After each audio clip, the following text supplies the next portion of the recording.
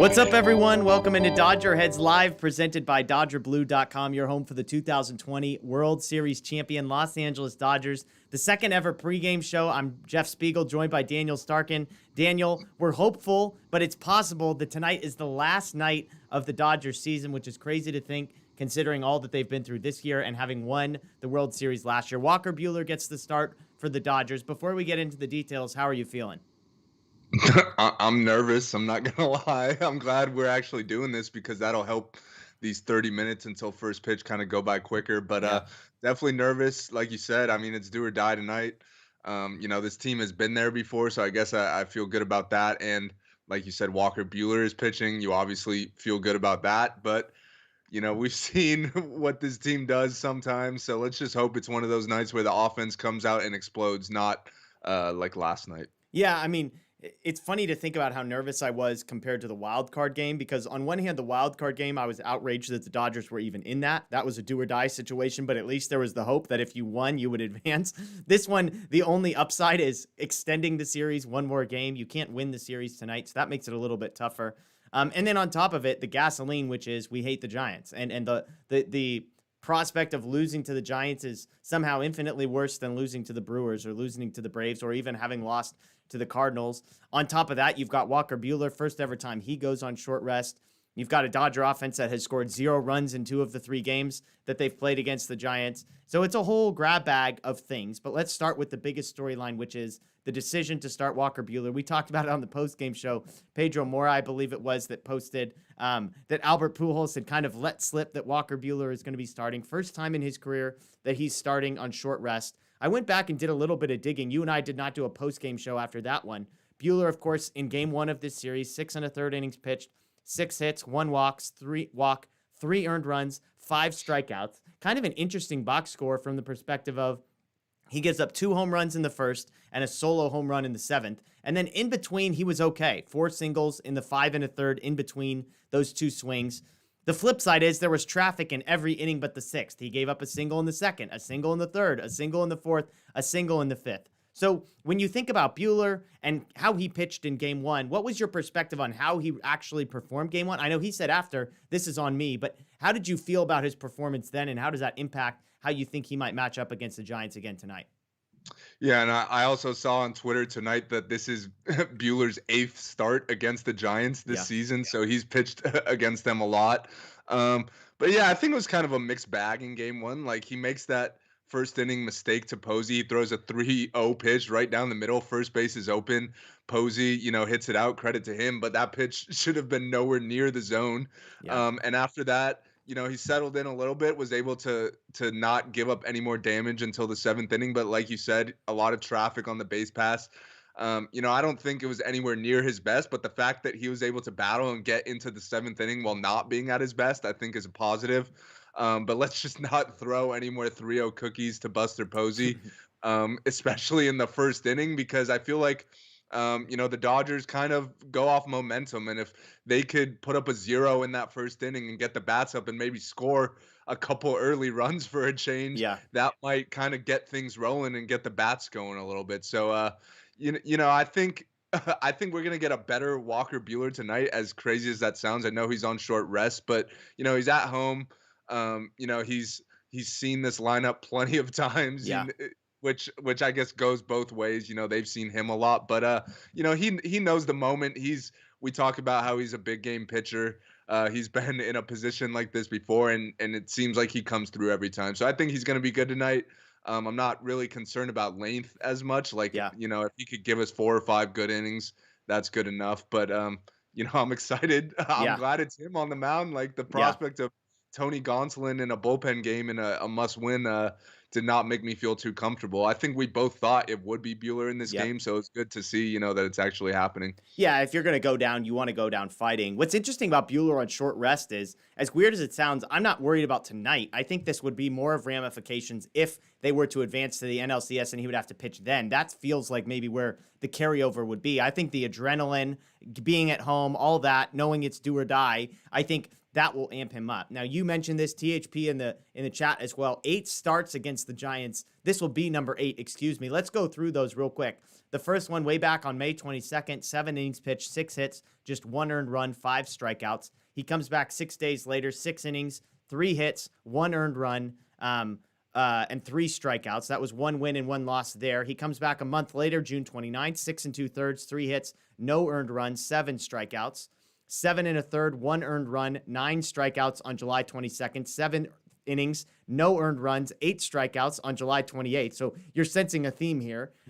Then, of course, things went sideways. September 5th, 3 innings, 7 hits, 6 earned runs, just 1 walk, 1 strikeout. And then obviously game 1, 6 1/3, 6 hits, 1 walk, 3 earned runs, and 5 strikeouts. So interesting to see how that plays out. He had 6 great starts, or I should say 5 great starts, 1 bad start. Game 1, okay. I mean, realistically, I would say if you get 5 innings, 2 earned runs, 6 innings, 3 earned runs, I don't think we'll get 6 out of Walker Buehler, but if you get something in that 4 to 4.5 ERA range from Buehler tonight, I think you have to be satisfied with it as long as you get to the 3rd or 4th inning, something like that. Because at the end of the day, the onus tonight is not on Walker Buehler. It's not on the Dodgers bullpen. As far as I'm concerned, it's on the Dodgers offense. If the Dodgers offense comes through, then they will win this game. Speaking of the Dodgers offense, a couple lineup changes as we predicted last night on the postgame show. Mookie Betts still leading off. Corey Seager back to the 2nd spot against Anthony DeSclafani. Trey Turner 3rd. Will Smith 4th. Justin Turner 5th. Gavin Lux 6th. Cody Bellinger 7th. Chris Taylor 8th. Walker Buehler 9th. I think the big headline for me is Gavin Lux in there and, not at the bottom of the lineup. In the 6th hole, batting left-handed, playing center field. I predicted that one last night. I threw that out and said, hey, if you want to throw a spark in the middle, A.J. Pollock's been struggling. Put Lux in there, get the lefty against the righty. Plus, gives you Pollock's bat off of the bench, which I think you feel better about than any other guy out there other than Albert Pujols. Especially if it's a righty, you feel better about Pollock. So, I think it's a great move to put Lux there. I was surprised he's playing center field. I know some people said, hey, you like his athleticism out there. He's a better center fielder than left fielder. To me, center fielder is just a harder position to play. It's a more important position to play, and Chris Taylor has been great. So I was surprised about the positioning, but what was your thought on the decision to put Gavin Lux in the lineup, bat him 6th, and have him play in center field? Yeah, I was a little surprised on the positioning too, but I mean they know a lot more than we do when it comes to that stuff. They see him working out there every day or whatever. So if they feel comfortable enough playing him in center, I'm fine with it. But yeah, when I predicted the lineup yesterday, I didn't have him. I had Pollock, but then when you mentioned it and I kind of thought about it more and more, it just made a lot more sense. Obviously, it's a righty on the mound in DeSclafani. Yep. Lux has past success against him. He hit a grand slam off of him in San Francisco. Lux had a very strong month of September. Hasn't really good swing last night. Yeah, hasn't really played this postseason, but puts up a good swing last night. So I definitely think at this point you got to try anything. AJ Pollock had a great regular season, but hasn't really inspired a lot of confidence this postseason. Yeah. He had, that one game too where he has a couple hits, but outside of that, very poor at bats. Like you said, they still have him off the bench, which is good because there's going to be a spot probably late in the game where you're going to need a hit, and anyone over Austin Barnes is an upgrade. But like you said, AJ Pollock is clearly the best option there. So I like it. The only gripe I had with the lineup is I probably would have switched Taylor and Bellinger. Yeah. I like Bellinger 8th. I don't know why they like him 7th, but I feel like the 8th spot, like if it comes up, you're in front of the pitcher, obviously, so you're more likely to get intentionally walked. You're more likely to see fastballs, whatever. I like Bellinger in that spot, but it is what it is. I don't think this, like the order of the 7 and 8 hitters is going to decide this game when it comes down to it. But yeah, I'm with you. Today it's going to come down to the bats. We know Walker Buehler is going to go out there and battle. We know the Dodgers bullpen has been their biggest strength all season, really, and no one talks about it that often, but they've been incredible. So it's really going to come down to if these guys can hit or not. So hopefully, like I said, they come out and score some early runs, build some momentum for once. I don't think they've scored in the first inning all series. So, and that includes the wild card game as well. So I'd like to see some early offense for a change and just kind of ride that wave, because we know with this offense, it's either kind of everyone's going or no one's going. So let's get it going early tonight and let the guys build off that. Yeah, some support for Lux in the chat. Mosiak says Lux will do great today and take some good at-bats. OG Film Room, I wasn't surprised. Lux was in center earlier. It's easier to read the ball off the bat in center field as opposed to left field. Mostache also says if Lux gets a home run, he's getting a tattoo on his rear end. So shout out to that one. No Austin Barnes. Yeah. What? Yeah, there's lots of people saying Barnes tattoos for Jeff. Not a tattoo guy, and there's no bet in which I will be making an Austin Barnes bet with the tattoo. But I do want to ask about. Either way, it's not. I mean, Yeah. he had a perfect chance to come through Yeah. the other night for the jersey bet, and he didn't. So Yeah. I don't know if we're gonna see Austin Barnes. At least I'm hoping we're not gonna see Austin Barnes in a key pinch hitting situation this one, unless it's like the 14th inning or whatever, and he's the last guy left. Right. Like Beatty, Pollock, Pujols, Souza, all guys that you trust more than Austin Barnes. Yeah. I want to go back to the Bellinger-Taylor thing because I do have a theory about this. So one interesting thing is with Lux 6th and Bellinger 7th, you actually have back-to-back lefties, which is something the Dodgers historically have tried to avoid so that if they do get a pitching change, you can't bring in a lefty and get two straight guys that you like the platoon splits against. And maybe that's a nod to Gavin Lux has actually hit lefties pretty well this year, so you're not too worried about that. Although the way they treated Austin Barnes last night tells you that's not the case. Here's my theory. You tell me if I'm crazy. I wonder if they put Chris Taylor in the 8 spot because they actually want Chris Taylor to get walked so that the pitcher will hit so that you turn the lineup over quicker. Because if Cody is in the 8th spot, they're not going to walk Cody Bellinger. And if you don't believe in him as a hitter, then he's going to get out. And if that's the 3rd out, then your pitcher starts the next inning. Do you think I'm just trying in my mind to justify it because it doesn't make any sense to me why Bellinger would be hitting ahead of Taylor, but they did the same thing with Pollock the other night.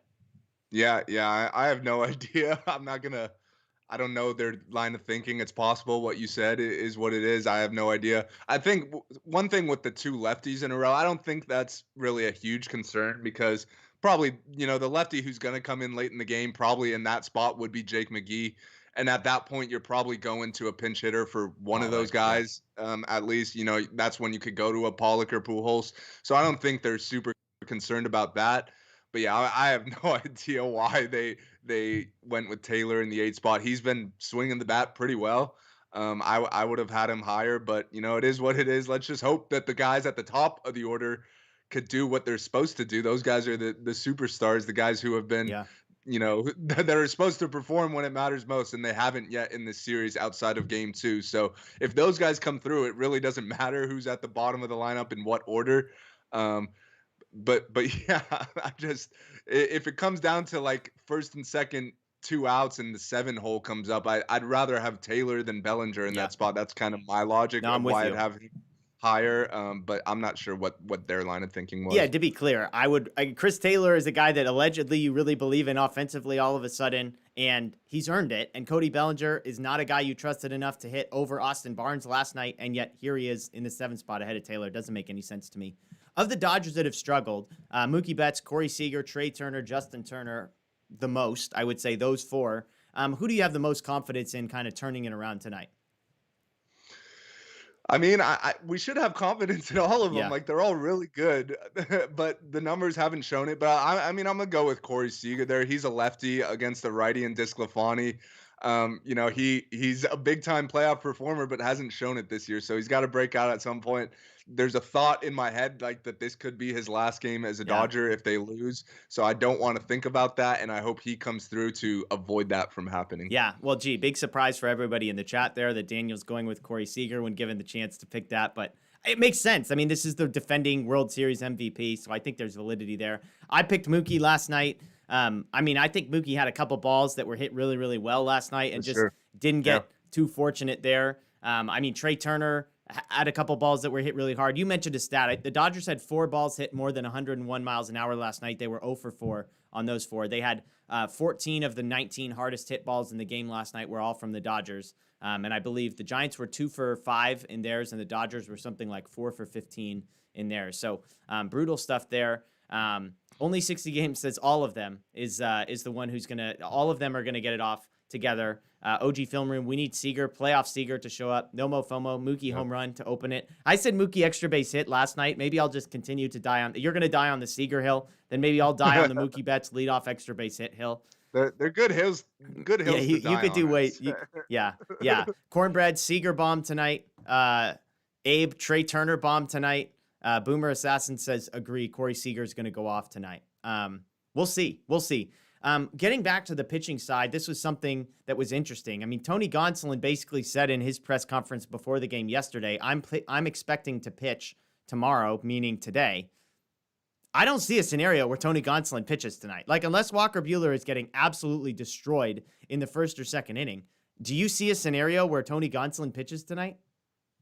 I mean, the scenario you just mentioned, the other one would be if the Dodgers take a big Yeah, it's lead like or nine whatever. nothing. Yeah. Yeah, it's like 9-0. Maybe you don't want to waste your high leverage guys.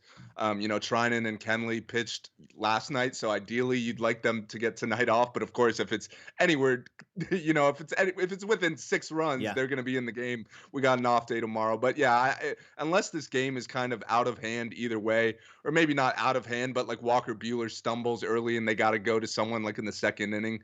But outside of that, I'm with you. I don't see him pitching. There's just too much at stake. He's not a true reliever. Like, he has some experience coming out of the bullpen, but he, as far as guys on the roster, like, I'd probably put him last along with David Price. Yeah. And I'd probably put Price ahead of him, Wow. like, coming out of the bullpen. If it was who to start the game, I'd go with Gonsolin. But if it's you need a guy coming out of the bullpen for an inning or whatever, I'd probably go with Price because of the experience there. But either way, if either of those two guys are pitching, then either a lot is going right or a lot is going wrong. So hopefully it's the former there. Yeah, I mean, and you just do the math and work backwards is how I get to that point. So you figure you're going to get an inning. You'd like to get an inning from Joe Kelly. You'd like to get an inning from Corey Knebel. You'd like to get at least an inning from Trinan and at least an inning from Jansen. There's 4. Now, other than Knebel, I would say those other 3 guys especially, and maybe even Knebel, you would feel good with trying to get more than 3 outs, depending on the situation. And then we haven't mentioned Alex Vesia, who maybe comes in for a Brandon Crawford at bat or something like that. And then Phil Bickford on top of it. So if you tell me that Walker Buehler gives me 4 innings even, and I need 5 innings from Kelly, Knebel, Trinan, and Jansen, that's easy. Like, that's easy. I need all of those guys to get me 4 outs. Like, no problem whatsoever. Not to mention, again, can I get 1 or 2 outs from Vesia? Bickford's a guy that we haven't mentioned who I wouldn't hate to use in a game like this. So that's where I get to do the math and saying, in what scenario is Gonsolin coming in? And I think it's like we said, it's a blowout one way or the other. But again, even if the Dodgers are getting blown out, it's a lose and go home. So if the Dodgers are getting blown out, you're still going to keep throwing your best pitchers out there because it's not like you're saving Kenley Jansen's arm for something later in the season. So I think it'll be interesting to see how they handle that. And just real quick, another guy who you didn't mention is Brusdar Graterol. I think they feel comfortable with him against the bottom of the lineup. His velocity plays up. So if, let's say it's the 4th inning or the 5th inning and the bottom of the lineup is coming up, you could probably sneak a couple outs out of him there. So yeah, there's definitely plenty of options. Everyone's rested and ready to go. So yeah. Yeah, I was thinking about Graterol last night because when that guy Camilo Duvall came in, I was basically like, oh, so this is like who we're hoping Graterol becomes eventually. Like, this is it. And you watch him throw, and for some reason, I don't understand. Like, he's nasty. Graterol, for whatever reason, can't get swings and misses. I don't know if it's just the breaking pitch, and that's it. It's as simple as one slider is way better than the other. This guy Duvall apparently has great command, but I just watched, and I was like, oh, okay. So this is, like, the best version of Graterol possible, is Camilo Duvall, which is interesting. So, but I agree with you. That's another name that I was like, I feel like I'm missing one guy, and it is Graterol. I would imagine he's ahead of Bickford and probably 5th on the list as far as right-handers go, with only Vesia ahead of him on the left-handed side. OG Film Room, don't be surprised if you see Trinan give you 2 innings. Yeah, like I said, I think Trinan and Kelly and Jansen especially, maybe even Knebel, could all give you more than 1 inning if necessary. But at the same time, like, depending on how long Walker goes, you might not need it. Like, I probably wouldn't throw Trinan in the 7th inning to hope to get the 7th and the 8th from him if Knebel and Kelly were both available. I would rather just take my chances with one of those guys for the 1st and Trinan for the 2nd. For me, same with Jansen. I wouldn't push those guys for more than 3 unless there was some reason we needed to bail somebody out, that kind of thing. But do you feel the same way? Yeah, absolutely. And I think a lot of that, more than like what inning it is, kind of depends on where they're at in the lineup. Like, if the heart of the lineup is coming up in the 7th, you send Trinan back out there. If he has a quick inning, then you could send him back out for the 8th. If not, you go to Knebel there or whatever. But I definitely think you're going to see Trinan against the top/middle of the lineup. Probably the same for Kenley, like, depending on how things go. But yeah, I'm definitely with you. I have trust in all 4 5 of those, their top guys. So I definitely think they shouldn't hesitate to go to those guys. But yeah, it definitely depends on what you get from Buehler. I think, you know, if you could get 5 innings, I'd love it. I'd absolutely love that. But you just kind of have to see how it goes. Yeah, and I mean, and the other thing to mention, yes, Treinen and Jansen both pitched last night, but neither of them worked very hard. 15 pitches for Treinen, right. 14 pitches for Jansen. Both of them threw perfect. Between the two of them, just 7 balls outside of the strike zone. So, you know, for guys in their position, working a back-to-back after having thrown 14 pitches the night before is like no issues whatsoever. So no worries with them. We're going to get to score predictions here in a minute. Abe, I see your question asking for some score predictions. Let's do a couple random predictions. I'll throw your way. Okay, Daniel? Give me a prediction for how many innings. Give me a Walker Buehler box score prediction for what we're looking at when I'm here on the post-game show tonight. All right. I think Walker's going to pitch well. I think he's going to pitch into the 6th. I'll say 5 1/3. I think he maybe gives up a base runner or two in the 6th inning that causes Dave to kind of make a move there. I'll say 5 1/3. 2 runs, 7 Ks. Okay, look at that. I'm going 4 innings pitched for Walker. I think they play it safe with him. They say we just need to get 4, and we'll trust our bullpen from here. So I'm going to go 4 innings pitched, 1 earned run for Walker Buehler. I'm going to say 4 strikeouts. I could see this being one of those games where Walker's kind of pitching to contact like he was early in the season, not necessarily trying to blow things past everybody, especially on short rest. So I'm going to go 4 innings pitched, 1 earned run, 4 strikeouts for Walker Buehler. So somebody make a note of that. On the offensive side of things, we ask this question every night. I was sort of right in the wild card game, and I've basically been dead wrong most of the rest of the time.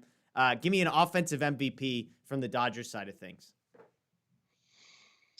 It's like picking out of a hat. I'm going to stick with the guy I just said, Corey Seager. I think he's going to hit a big home run in this game, potentially in the 1st inning. Like I've been talking about, I want to see some runs early. Hopefully Corey Seager could get into one. So yeah, that's who I'm going to go for offensive MVP. But it could be anyone. Yeah. We've seen what happens in these games. It might not even be a guy in the starting lineup for all we know. True. I'm going to go outside the box. Give me Gavin Lux. I like the swing. I loved the swing last night against the nastiest guy the Giants have. He puts a great swing on the ball, way better than anybody else put a swing on the ball in the 2 innings that we saw from that guy. I don't think he's worried about the moment. I like the righty-lefty matchup as much as I made fun of splits and platoons and that kind of thing last night. I like Mookie, but give me Gavin Lux as the offensive MVP.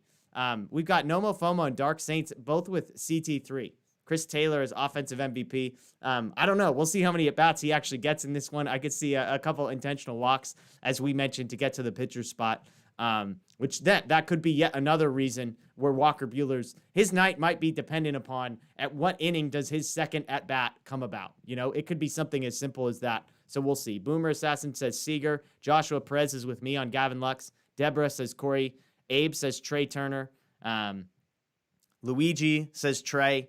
So there we go. It's like you said. I mean, look, if you want to get crazy, you could say Cody Bellinger. You could convince me anybody else in the lineup other than Cody Bellinger, and I'd be like, yeah, you know what? Will Smith, Justin Turner, sure. Mookie Betts, Trey Turner, all these guys.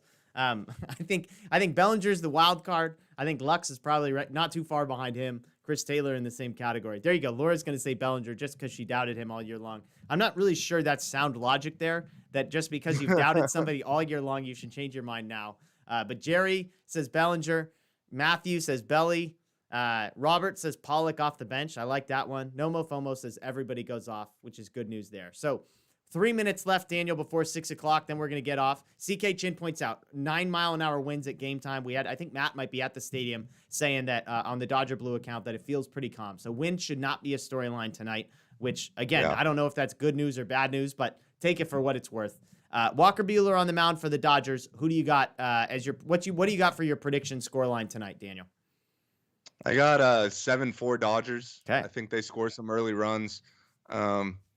I feel like with this team, it's either 0 runs or 7 or 8. Yeah. I'd be perfectly fine with a 5-2 win. That would be beautiful. You're stealing my score. You just said one score, and then you just throw another number out there. What's up with that? Well, man? I'm not. I would be happy with a 5-2 win. I just don't see that happening. That was what I was getting at. It's either 0 or 8 for me. Okay, well, I'm going with 5-2, which is sort of your secondary backup score prediction thrown out there just for fun. AL Rosa's got 5-2 Dodgers with me as well. Aaron Edick 5-3. Laura's got 4-1. OG Film Room 3-1. Abe 4-2. I just think, 5 runs is the number. If the Dodgers offense can get 5 runs, I think they're going to win. I think Buehler goes 4 and gives up 1 run. I don't think the bullpen gives up more than 1 run. So I like chances there. Sem's got 7-1 Dodgers. Josh has got 7-5. Boomer 6-4. So we got some believers. We got some believers in the Dodger offense. We'll see. As we didn't really talk about it a ton today, but DeSclafani on the mound. This is a guy that the first 2 or 3 times he came to face the Dodgers, it's his 7th time facing the Dodgers, I believe, this season. And he's gotten knocked around a ton. 2 of the worst starts of his career were this season against the Dodgers. So it's a guy they see well. It's at home. We know they broke the home winning streak last night. Dodgers hoping they can start a new one that extends this season. But there we go. Craig's got 5-2 Dodgers. Jerry's got 6-3. DeSclafani out in the 3rd inning. So there you go. Any other keys to the game for you? Things that you're kind of looking for, watching for, and saying, hey, if we can do this right, then I think we're going to win? I'm just going to go with hitting with runners in scoring position. Like, we know the Dodgers typically don't have trouble getting guys on base, but sometimes they have trouble manufacturing those runs. So whether it be, sac flies, ground balls to the right side to move guys over, you got to do those little things. So if they could do those, I think they're in a good spot. Okay. And then how about last one? I'm going to throw you how many home runs do the Dodgers hit tonight? I'll say 2. Yeah. That feels like a safe bet. I said Corey Seager for 1, and I don't know who's going to hit the other, but I think 1 more. Yeah. It feels like one of those things where in my head I'm like, well, I think they get at least 1, but that feels low, and then 3 feels too high, so I'll go with 1. I'll go with 1 home run for the Dodgers tonight. But I think we get a couple innings where they string together 4 or 5 hits, which they failed to do last night. I do agree. I don't think DeSclafani's long for this game. I know I said that with Alex Wood on the mound, and I kind of assumed that they'd get to Logan Webb. We'll see if I get that one at some point. Laura says 2 home runs. Abe says 2, maybe 3. Jerry says 3. OG Film Room says the key is getting to their bullpen early, especially if we can pull out a win. Sets us up well for a Game 5. I agree in general. I think with the off day that I'm not sure getting to the bullpen as a long-term plan is necessarily that big of a deal. You've already seen all these guys for the most part. I think more at-bats off DeSclafani, the better. Yeah. Although, if you're getting into the bullpen early, that probably means, you knocked around DeSclafani a little bit. So I wouldn't be mad about that. Yeah, absolutely. Absolutely. All right, folks, 6 o'clock. We got 7 minutes until first pitch. Dodgers versus Giants, Game 4. I will be here live for a post-game show. We'll see what that looks like. We'll see if we're in a good mood or if we're all crying because the Dodgers season's over. Daniel and I both think we'll be here happy and that we'll be looking forward to a Thursday Game 5 in San Francisco. We'll see. So, we appreciate you joining us. Check out Dodger Blue 1958. We'll have all the live post-game coverage as well as press conferences and that kind of thing. We appreciate you joining us. As always, enjoy the game tonight. We'll see you later. The best team holding a trophy high in the air. The Los Angeles Dodgers, champions of the baseball world.